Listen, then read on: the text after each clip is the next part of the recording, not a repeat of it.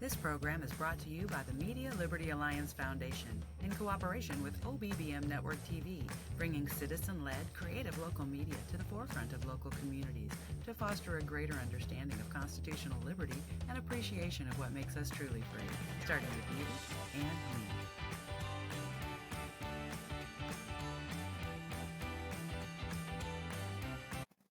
Make sure to like and subscribe to the channel. That way you're updated each time fresh content comes out. And thank you for being part of the Zach Ratliff Show.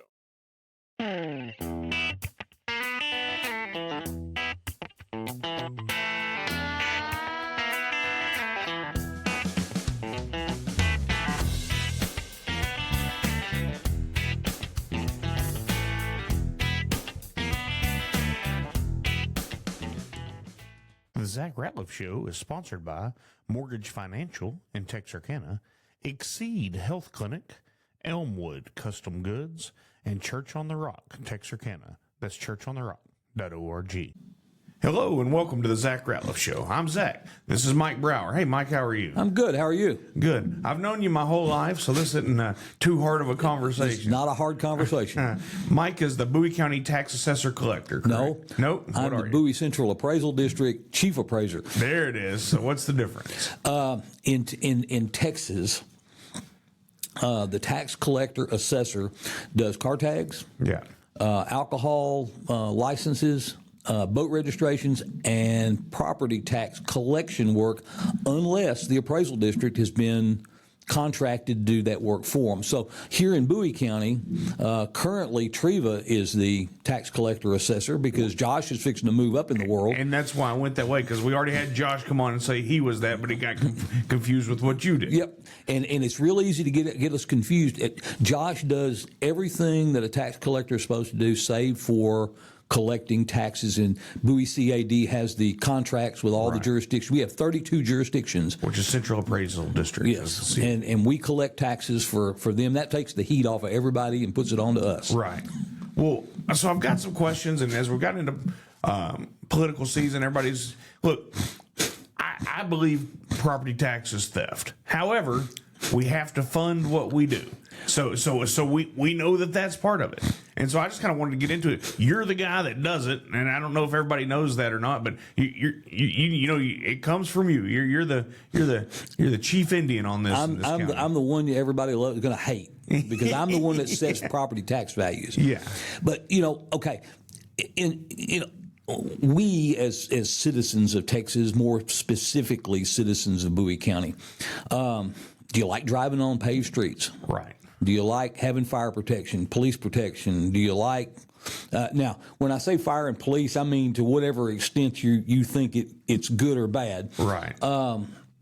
There's a lot of things that are funded by property taxes, and fire protection, police protection, streets, those are all one of the things that are funded by it. So, property taxes are a necessary evil. Right. They really are. I mean, we can all love to hate them, but at the same time, we've got to, I don't particularly want to drive on a dirt road. Right.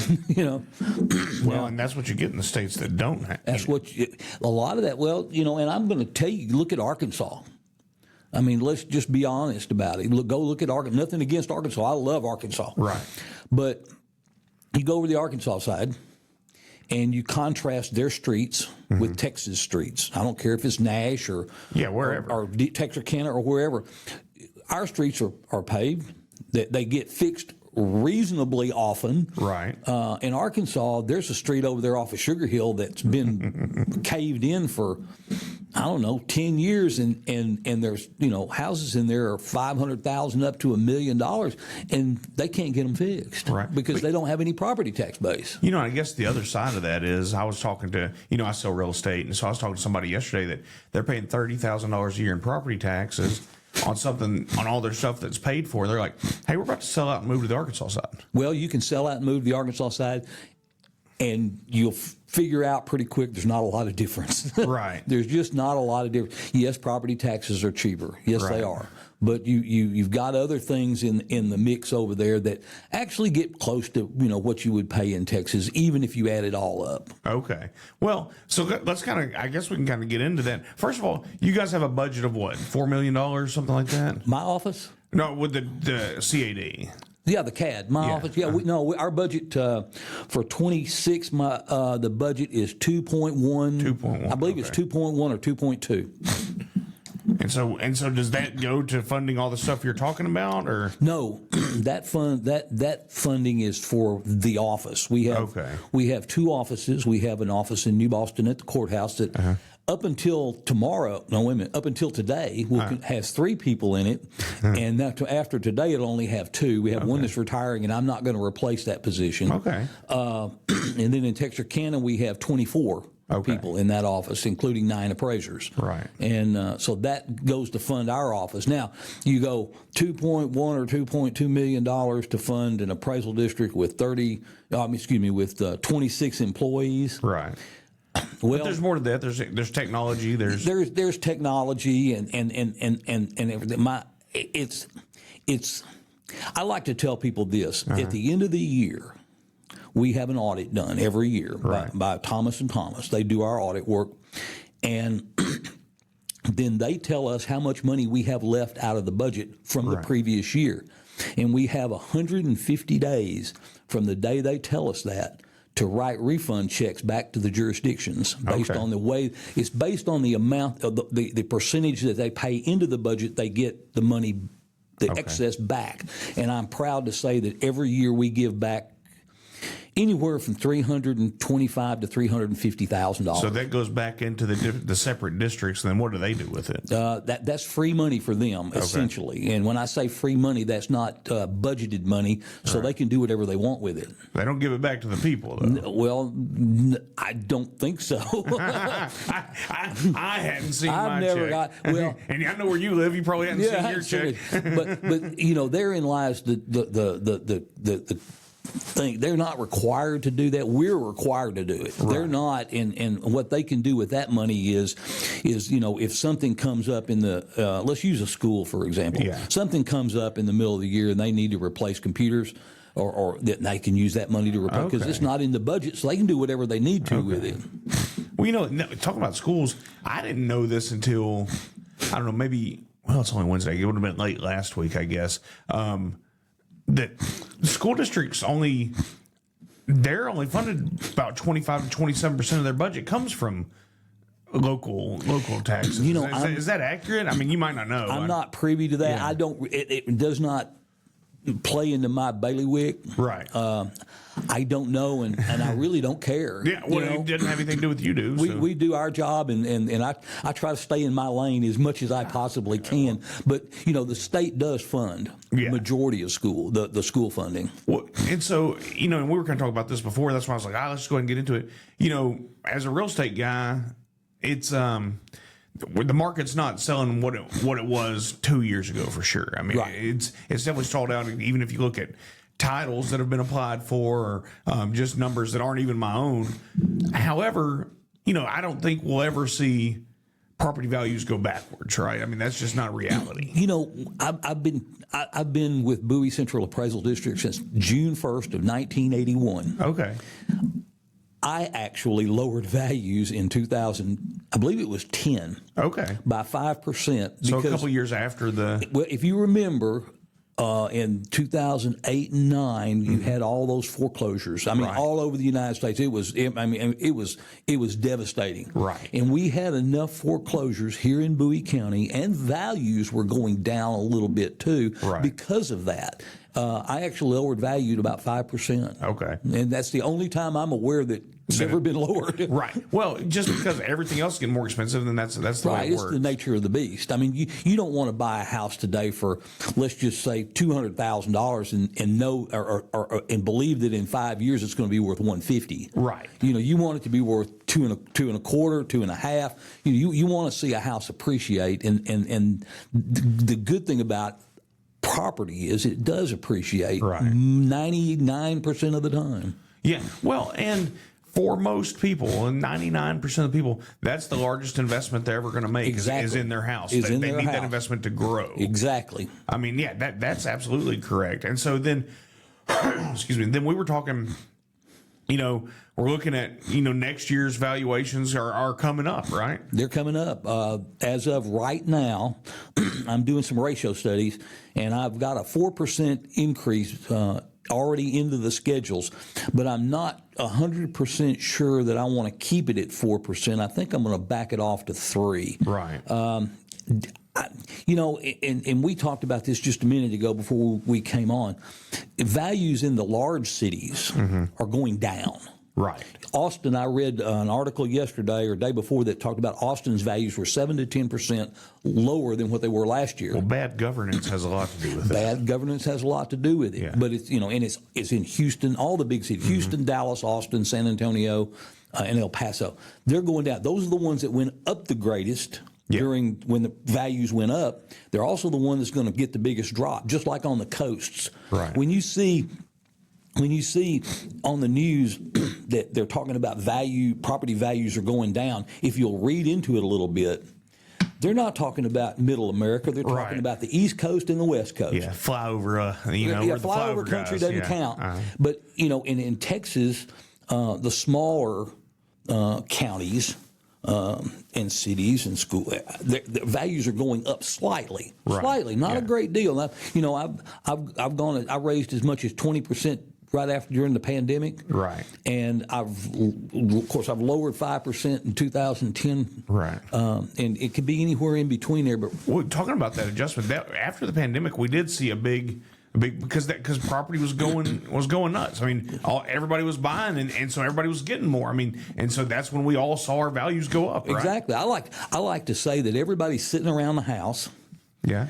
And they figured out that they've been there for like 3 months with their family, and they've decided this house is not big enough for all of us. Right. We've got to have something larger. So what you saw was the natural inclination. It was great to watch on paper.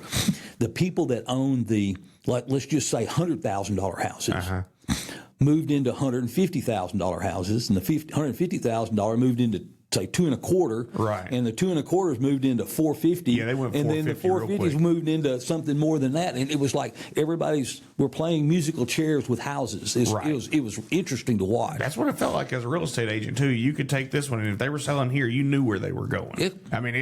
They worked exactly like you said. And it was amazing because one of our appraisers, he put his house on the market on a Thursday. They showed it on a Saturday morning. That's when it actually hit MLS. Was Friday night, I think. They called him and said, "Can we show it on Saturday morning?" He had 3 showings Saturday morning, and they got into a bidding war. Yeah. I'm not going to say what, but I'm just like flabbergasted. I'm going, what? I had a guy saw one of my signs and called me. He's like, "Hey, I see your sign every day. I want to list this house." I'm like, "Yeah, let's list it." And we listed it, and the next day it was under contract. I mean, it was just amazing, isn't it? But even now we're in a down market for real estate right now. However, if just side note, if you price things correctly, because I listed one on the 22nd of December and I was under contract on it on the 28th of December. That's still happening right now. But your prices have to be right. You have to price it right. And didn't say price it cheap. You price it correctly. Right. If this isn't $1 million house because there aren't that many $1 million buyers. But there are some, and if you price those right, they'll buy those too. People were getting $30,000 and $40,000 and $50,000, $60,000 more than what their house was worth during the pandemic, and it's taken a long time for people to figure out that you can't do that anymore. Well, that's exactly. What you used to be able to do was go into the tax system, look at the value, then multiply it by 25% or 20%, and then that was going to be your price. But now that's narrowed. That's narrowed. On some houses it hadn't, but overall that's narrowed pretty well. It's come down, and I was noticing in some of my ratio studies that I've been doing over the last couple of weeks that when you get into the houses that. And I'm hesitant to say it like this, but this is really about the best way I can say it, that are not what you'd call show places. Let's call them, let's say 150,000 and less. People have the mindset kind of sort of now that if they fix their house up to sell it, that if they put $25,000 into it, they're going to get $25,000 out of it, and that's not true. It's not always the case. That's not always the case.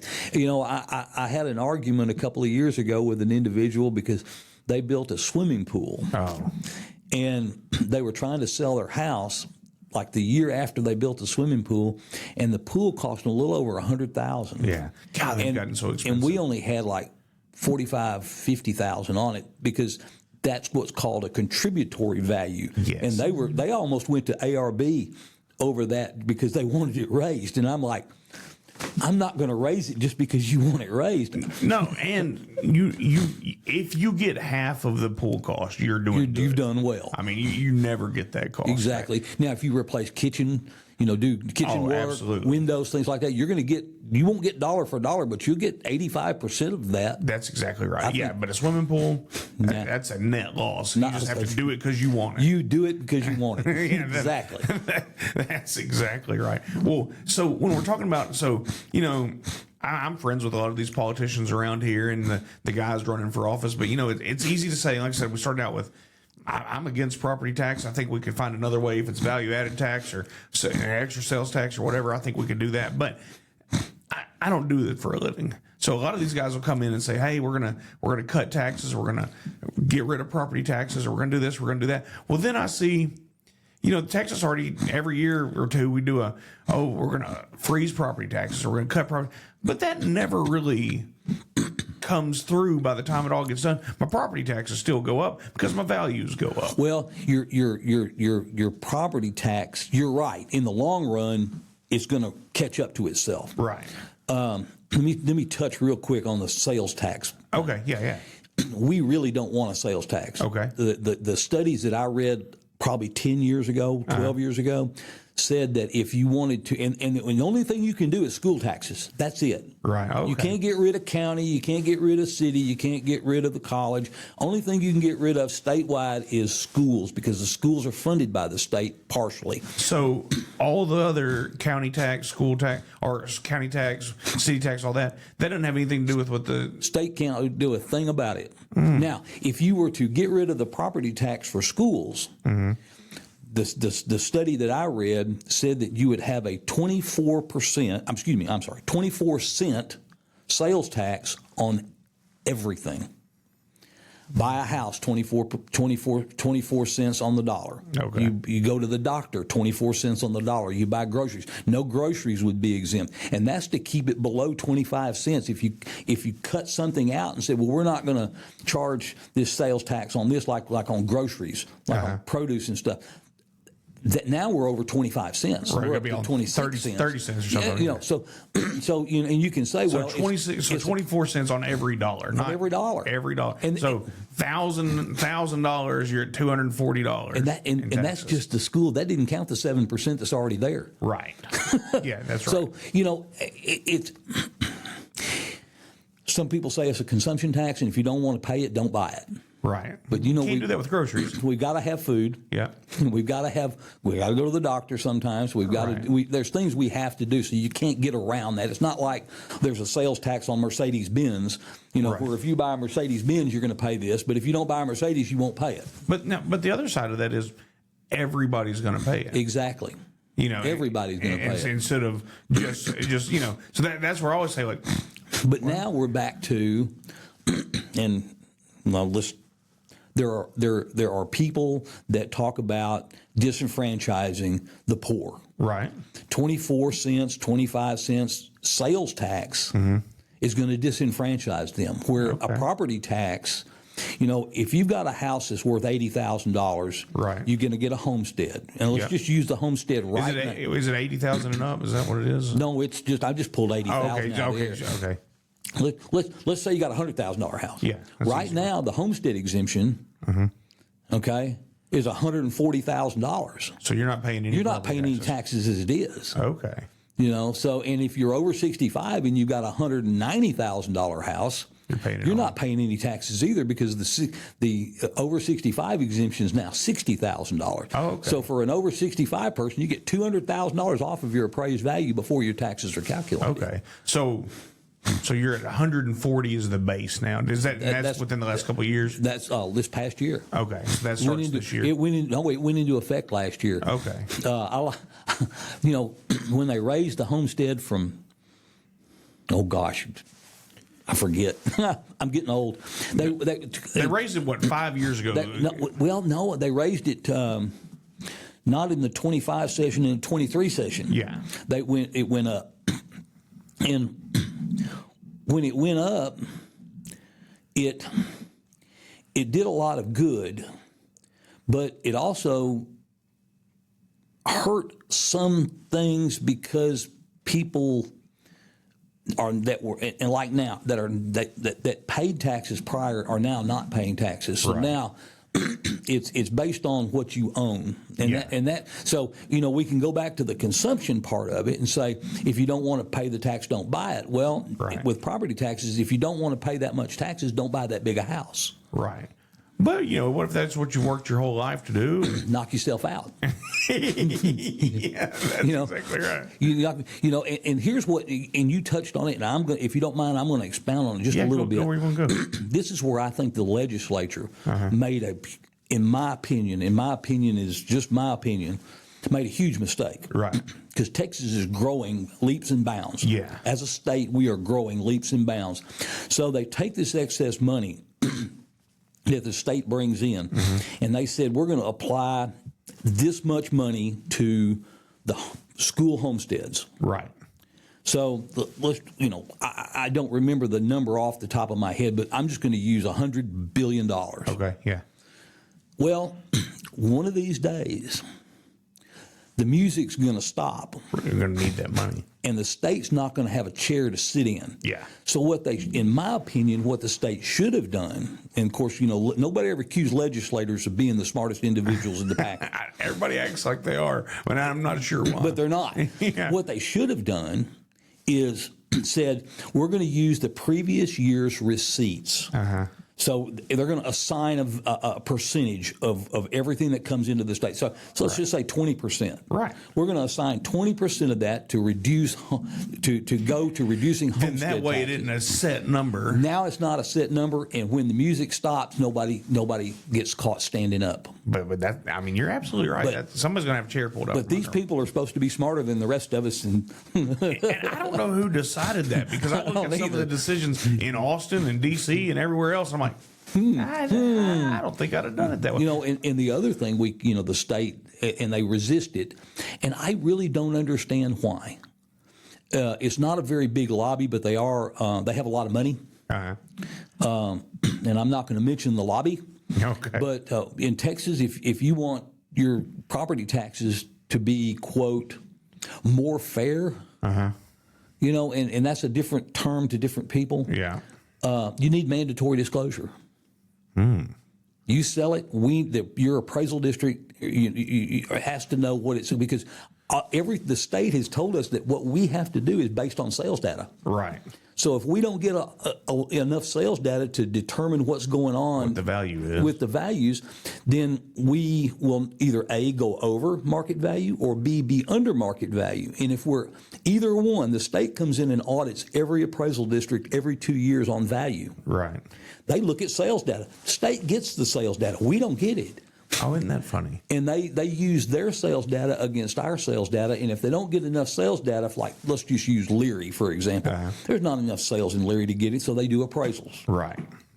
And an Austin appraiser from the comptroller's office. Oh, he's going to be high. They think they're a lot smarter than the people on the ground in Bowie County. Absolutely. But if we don't fall into that little confidence interval, which is 5% over and 5% under what they consider to be market value, after they do all their work and they do all their little calculations, they come up with a number, and then they plus it 5, minus it 5, and then they say, this is where the appraisal district is at, and where does it fit with those numbers? And if we're below or above, the schools lose funding. Man. So then you have to do the adjustments at that point. So then the next year, we've got to make an adjustment either up or down and hope we're right, or else they'll lose more funding. Right. Yeah. That's just crazy, the way that, it's just all doesn't make sense to me when it comes to property ownership. But once again, I understand, like you said, police, streets, fire. We have to have all that. Yeah. I don't guess we have to, but if we don't, it's a problem. Somebody tries to break into somebody's house and they find that person that tried to break into the house dead on the side of the road. Hey, yeah, sorry. No police protection. Yeah, no, that's exactly right. Well, I guess so. Part of this is if someone feels that their property is valued wrong, they can request you guys to reevaluate. Correct? Oh yeah, if you think your property is overvalued now, and when I say that, please don't come to the office and say I think, and not have something to back it up. Right. Because I feel like. Yeah. I mean, I feel like my house is overvalued too. Yeah. But when I look at the sales data, I'm not. Right. That's exactly right. Actually, I'm a little higher than what normally would be because who I am. I pay a little bit more than everybody else. But if you think your value's over market value, come in and sit down and talk with an appraiser. Right. If you can convince us that we're too high, we're going to lower it. Yeah, no question about it. And I've seen that happen. I think when I first, I've lived in my house 15 years, or almost 15 years. Is that right? Yeah, it's getting close. Anyway, when I first got there, I argued my valuation once. And you guys brought it down back to where, because I could show you that it wasn't selling for that. But now, we're pretty close, I think. Again, we're only as good as the sales data we have to back us up. And that's why if you come in and you say, Mike or Ronnie or Corey or whoever your appraiser is, I think you're overvalued, and they start looking at sales, and you can give them something, we'll check your we'll confirm your square footage. We'll show, do pictures. If you got a crack in your slab in the house, and it's causing problems, bring us a picture. We're going to lower it if we don't know about it. We don't get anything. We don't get any credit, let's say, for not being right. Yeah. So there's no incentive for us to look at you and say we're not going to lower it. Right. Now we're not going to raise it either. We have people every once in a while come sliding through, and they want to put their house on the market, but they want it to match. They want it higher, so they can say the appraisal district. And we're not going to do that either. Yeah, well, that'd be a fool's game right there. Exactly. And if you talk to your appraiser, and you can't convince them, then you have another alternative. You can file to go before the appraisal review board. Okay. Which is 7 citizens of Bowie County. ARB you talked about. Yeah, ARB. They don't work for us. Yeah. They're completely independent of us, but we are required to do what they tell us to do with the value of the home that's on the case before them. So if they say, appraisal district, you're too high, you need to lower it 10%, then we have to lower it 10%. Wow. I mean, where does that board even meet? It meets at the appraisal district office. Okay. In the conference room. Okay. And do you select who's on there? How does that work? The selection process is a little circuitous. If somebody wants to be on the appraisal review board, they can contact a member of a jurisdiction. Okay. Or they can contact a member of the existing appraisal review board. Okay. Or they can contact a district board member, or they can contact me. Okay. And we have a form they have to fill out. We check for delinquent taxes. Right. Yeah. We don't need anybody on there with delinquent.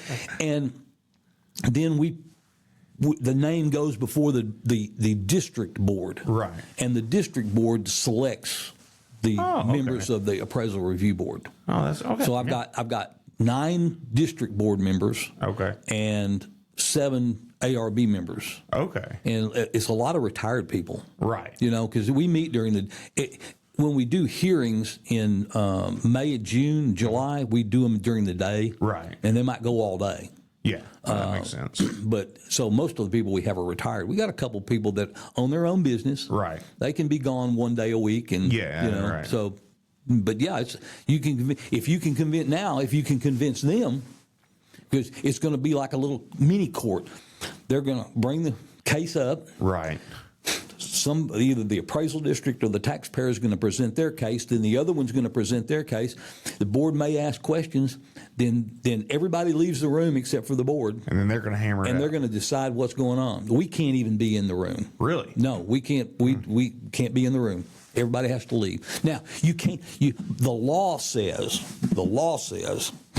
that you can be in the room while they deliberate. Mm-hmm. But our board asks people to leave, and if they don't want to, they can stay. They can't add to it. But you can't say another word. You have to. You have to zip your mouth shut. Yeah, there you go. Because the case is over with. Okay. You know, it's just like they can't say anything. We can't say anything.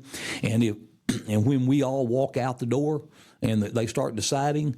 I actually had one time a new ARB member wanted me to come back in and explain something to him. I went, no, I can't do that. Yeah, no, not allowed. You know, I like my job. I'm not going to come in here and do that. Right. Because that's a misdemeanor. Well, yeah, yeah, that's not what you need. Well, we thought we were going to get out of here, but we had some more questions. So, you know, my question is, what's the acre? There's a certain amount of acreage where you can get an ag exemption, you know, like if you have cows or horses or raising watermelons. Or timber. Or timber or bees. I mean, you know, how do you do all that? Don't hold me to the exact gospel because it changes pretty regularly. But let's use open space. You have cows, horses, things like that, animals. The minimum acreage is 10. And when I'm talking about minimum acreages, the state requires us to look and see what the typical acreage is in the county for that purpose. So 10, we came up with 10 about 40 years ago. Right. Because I know somebody with 9, they're like, God, I just need one more acre. Just need one more acre. But they can't pick it up. No. And I'll tell you how to get around that in a minute. Okay. With timber, it's 15. Okay. The code says that you have to be able to grow timber for a profit. It does not say it's not a hobby. Bees, it's about 5 acres. Now, let me go back to what you just said just then, 9 acres. Had a guy come in yesterday, no joke. He had a question. I went up to the front. The question was, he has a guy surrounding him. He's got, I think, 100 acres, and this guy has like 2 acres. Right. And he's not living on it. It's just vacant land. And it's kind of like a U. He's surrounded on 3 sides by this guy with the 100 acres. Yeah. And the guy told him that, well, if you have a land around you that has an ag, then you get an ag. No, that's not right. Yeah, I've never But heard what that. I told him was, and this is how you can get around this 9 acre deal, or under the minimum. If you've got somebody that you know that runs cows, and it could make it easier for you to get an ag, even though you don't have enough acreage, because you have to lease him your land. Well, because this 9 acres I'm talking about, there are cows on it at least every other year. Yeah, I mean, and therein lies the deal. It's got you get 2 free years. Okay. Okay. So you can move your cows off for 2 years, but they got to come back. If they don't come back, you lose the exemption. Okay. But you know, it's or horses or goats.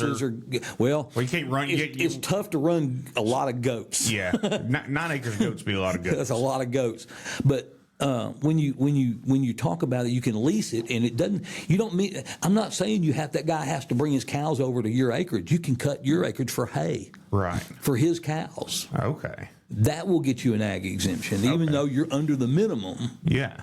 It will get you It will get you that ag exemption. Now, it's not going to. If you got 2 acres, it's not going to happen. But if you got 9.5, and it's already set up like a farm, and it's obvious that operation does happen, it could help you. Okay. I'm not going to say you're going to get it necessarily, right. but you're going to be a lot more likely to get it because you'll have to prove a lot of stuff. We're going to have lots of questions. Yeah. But, well, I mean, let's say you're running an acre garden, and then you got cows, and then all the things, and then you can lease out some land. I think it's possible, right? It's possible, right? You know, I like to use what you just said. I like to use loafing stalls as a good example for that. You know, if you, I won't call any names, but there was a lady that had 400 acres over in Maud. Okay.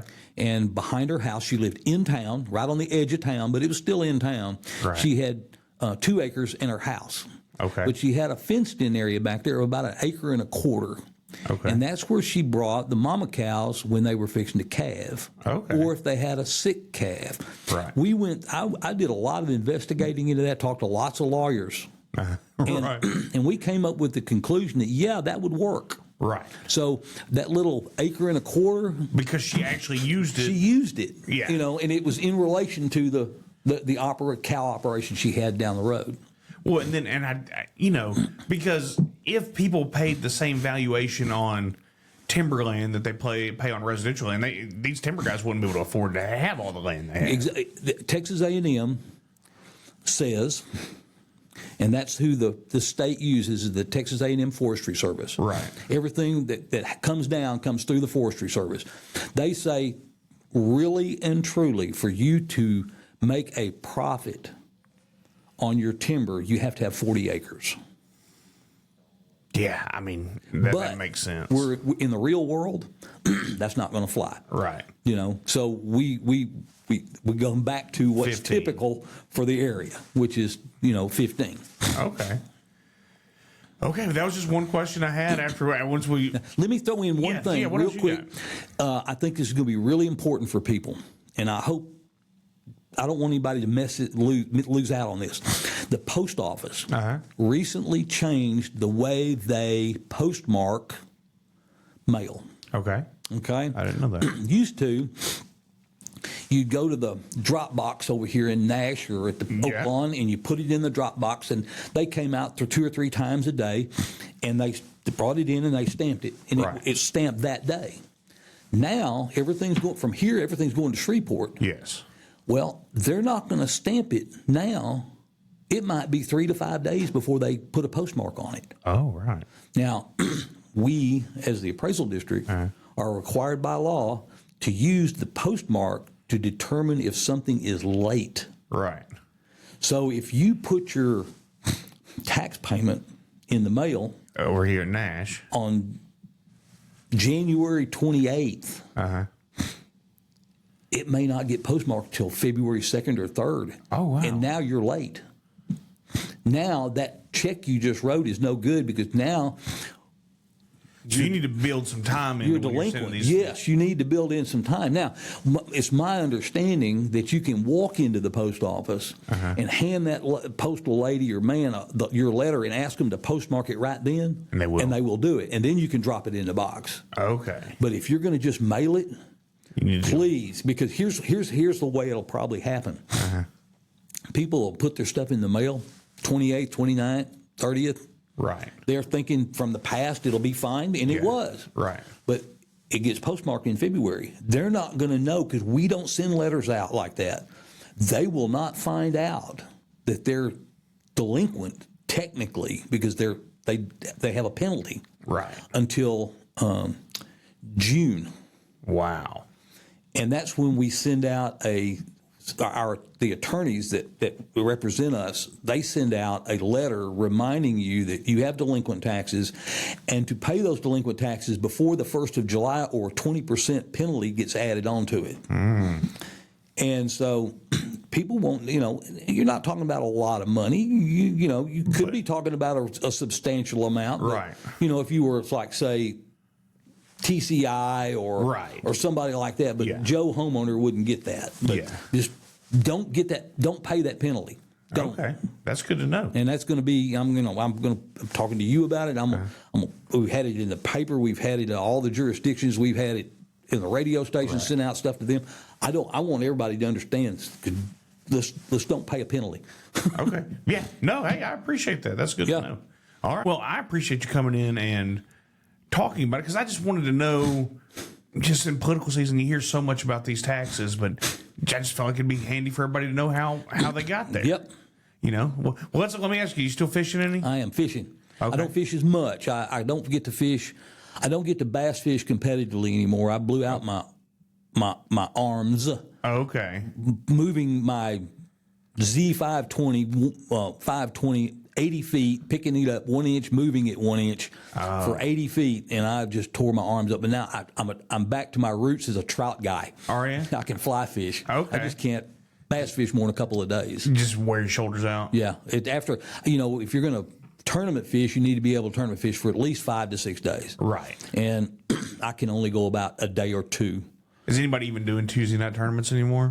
Yes, there's somebody doing them. I don't know who it is. It was Glenn Bingham. Okay. After I quit doing them, Glenn took them over, and he's been running them. I think he's still running them, but I'm not 100% sure. Well, you're probably still here a little bit. How's what are the fish looking like? What's the fish size looking like on Patman lately? Patman, and I've always said this, Patman was the best kept secret in the state of Texas. You could go on a Tuesday night tournament, fish for 3 hours, and if you didn't have 22 to 25 pounds, you didn't even get a check, and we paid 5 places. Right. Okay. Then the largemouth virus hit in 2000, just decimated that lake. If you caught for the next couple of years, if you caught a fish, you probably won. Right. And now we're back to the point we've never gotten back to where we were prior to the virus. Right. Where, prior to the virus, in the 5 years or 6 years prior to the virus, I caught probably 12 or 13 fish over 9 pounds, and half a dozen over 10. Right. Now, you don't see that size fish anymore, but you see a lot of 4 and 5 and 6 pound fish. Right. Nothing wrong with that. That's all. Those are fun. We were out at Patman one year, a few years ago, and I was fishing with Dad, and and I think the big bass had been like the weekend before or whatever. We were just out there doing whatever, and he hung a 7.5. And I said, man, a week ago that fish would have paid money, I guarantee. Yeah, yeah. and anyway, we let it go and all that stuff. But I'm like, 7.5 out there now is it's good fish. It's good fish. As opposed to, of course, 7.5 anywhere is good fish. Oh gosh, yeah. All these people running around. I fished on fork my whole life. And everybody's caught a fish so big that the picture weighs 10 pounds. Yeah. And I'm like, put that to some scales, it'll de-lie you real quick on. Where you talk about big fish. Where for years, and I'm going to tell you, it's probably still true that take one guess where the most fish that were surveyed, shocked up. Okay. What lake in the state of Arkansas had the most fish over 10 pounds that were shocked up by the Game and Fish Commission? You'll never believe it. Oh, it'd be Erling or something like that? Greer's Ferry. Greer's Ferry, okay. They can get down deep at Greer's Ferry. They can get down deep at Greer's Ferry. And we do some fishing up on Washita. And I've got some good fish up There's some good fish in Washita. There's some outstanding fish in Washita.